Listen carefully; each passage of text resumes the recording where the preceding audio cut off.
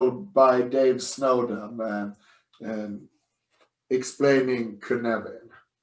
So he talks about 5 different areas that you may have when you develop products. And 1, 2, 3, 4, and 5 in the middle. So what Dave Snowden says that if you have no problems knowing exactly how to build your product, then you are in the clear domain. That has also before been known as, also known as obvious, also known as simple. So now the name of this part is clear. And if you ask someone, how should we go about building this product? And the answer is, well, it's obvious. Then we're here. Things are quite simple. We may only need to follow some instructions, or we have done this so many times, so we know exactly how to do it. This is called clear. Here, it's called complicated. And if you have this type of reality, it's not clear.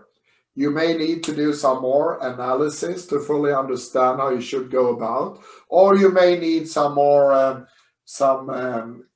competence or some expertise. And if it's not complicated, it's not clear, it may not be enough to do as we've always done, or it may not be enough to do a very deep analysis or bring in experts. We may still not get what we want. So therefore, we are probably in the complex domain where we know what we want, but we don't know the exact steps to get there. So we benefit from working in an empirical way, full transparency, inspection, and adaptation. So some examples may be good to have. I'll mention this as well before I give you examples. This is what is called chaos. We don't want to be in chaos for very long. Sometimes we are. So, clear. Well, I don't know if you can see, but behind my screen here, there is a bookshelf. I bought this bookshelf like 10 or 11 years ago at a large Swedish furniture store with warehouses all over the world. And I bought it in so-called flat packages. I brought them home and I put it together myself. That was quite simple. I did it, followed the instruction, it still stands after 10 years.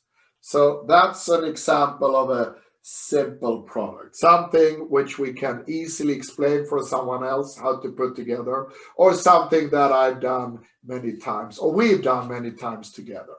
Clear, obvious, simple, different names of the same situation. If it's complicated, it's not enough to have a plan and a stepwise instruction. Close to where I live, there is a long bridge between Sweden and Denmark, our neighbor country. And that bridge, it took 5 years to build the bridge. It's a bridge and it's a tunnel. There is water in between Sweden and Denmark. Altogether, I think it's like 25 kilometers, something like that. Took 5 years to build it. It's been there for 20 years since they inaugurated it. And I would say that's a good example of a complicated product. They did need to do some analysis, they did need to do some calculations, and they did need to bring in some expertise. But it wasn't complex. They didn't have to inspect and adapt on a daily basis. Are we hitting Denmark or are we not? They knew what they were doing, but they needed expertise, of course. And they could have planned. They could have plans. So what is an example of a complex product? Well, sometimes there are pandemics going on in the world, like now, a pandemic. And what many countries has been starting doing the last couple of days even is giving people vaccine.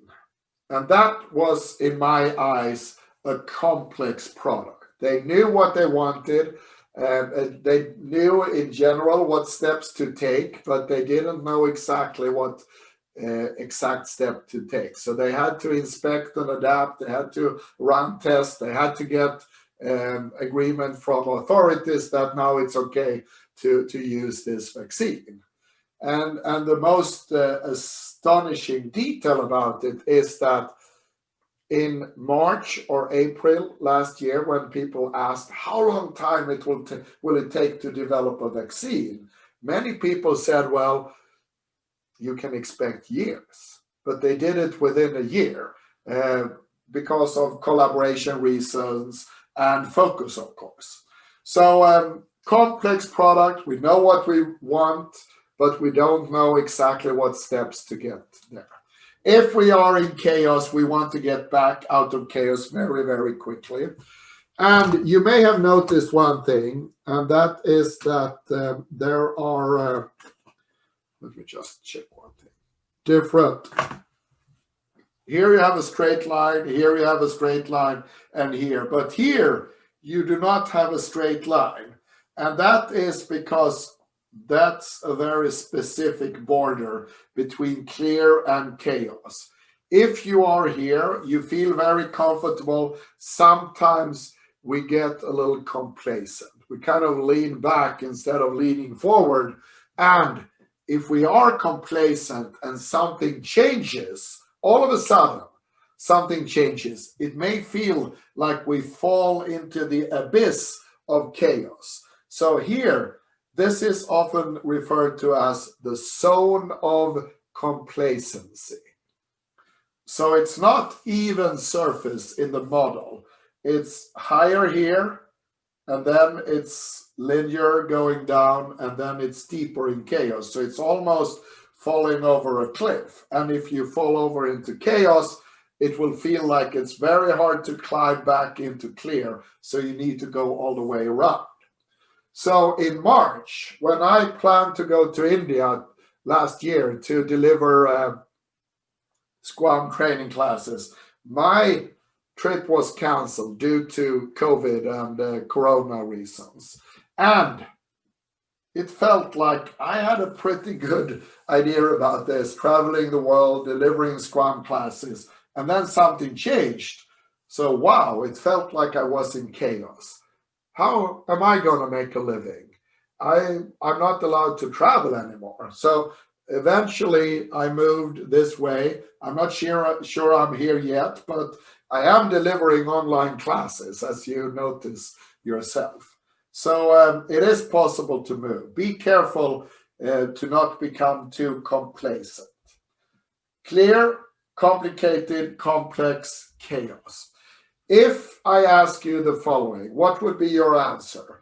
Where do you believe Scrum fits here? Where would you use Scrum? Everything is clear and obvious. We don't need Scrum to inspect and adapt very often.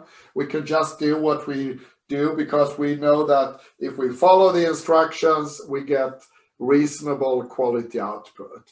If it's complicated to deal with that type of reality, by doing some analysis and using some expertise. So I'm gonna color these two green because Dave Snowden, he calls this part of reality, he says, this is ordered.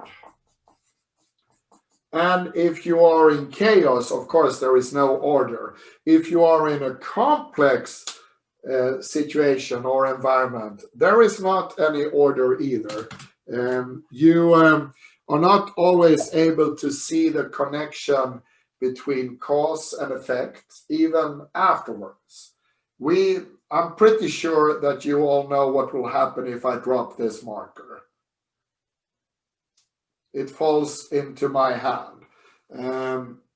Order reality. Here, this is what Dave Snowden referred to as unordered reality. Here, we benefit from, in the complex domain, to inspect and adapt. What happens if I take this step? What happens if I do that? Or we inspect and adapt, make experiments. So Scrum is designed to help us in a complex reality.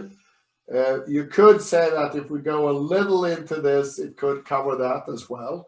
But most of complicated is possible to deal with without using Scrum. You may not suffer very much from using Scrum here, but you will probably not see such a big difference compared to not using Scrum. Here you will. Here you get more leverage out of Scrum than if you're not using Scrum. So 1, 2, 3, 4, and then the 5 area here in the middle. So when you ask yourself, what we're doing right now, is it simple? Is it clear? Is it complicated? Is it complex or even chaos?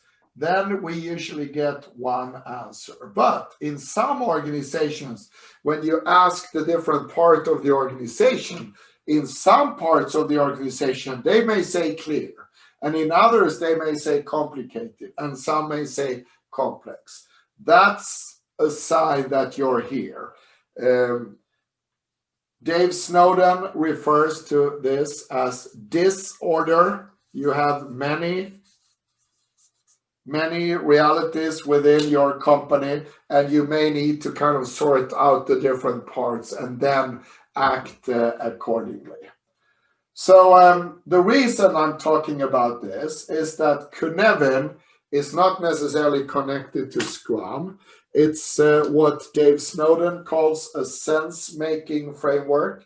We can make some sense of reality. We may understand where we are.